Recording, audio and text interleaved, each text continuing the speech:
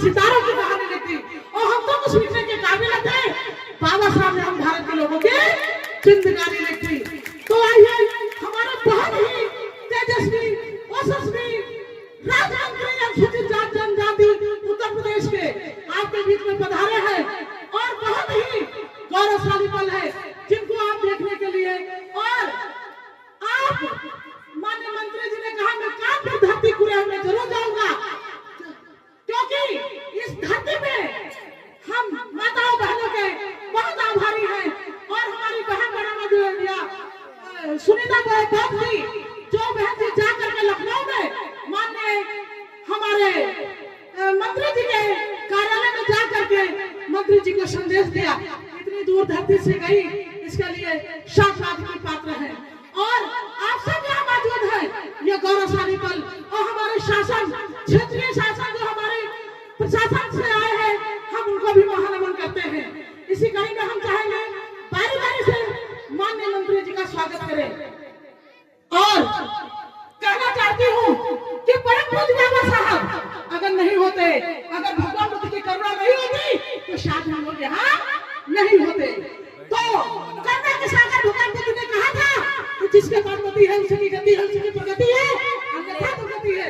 और उन्होंने कहा था अगर दुख है तो दुख का कारण है, अगर कारण है तो निवारण है तो फिर आनंद ही आनंद है। और उनका दूसरा नाम विश्ववाणी है। उन्होंने कहा था अपना दीपक शांत करिए।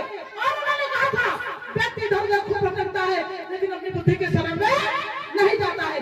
और हमारे परम पूज्य बाबा साहब सत्ता सुतंत्रता बंधुत्व न्याय का संदेश देने वाले विश्व रत्न भारत रत्न युग पुरुष महामानव दक्षिणता के दास कलम के मरूद कानून के देवता नव भाषा का नवा प्रतिष्ठित भाषा सत्ता के सूर पूर्वा के प्रतिमा बाहुबली महामानव संविधान निर्माता गांधी के प्राणदाता नारी के मुक्तिदाता तेजवान धैर्यवान शीलवान ऐसे बाबा साहब के चरणों में नमन करती हूँ।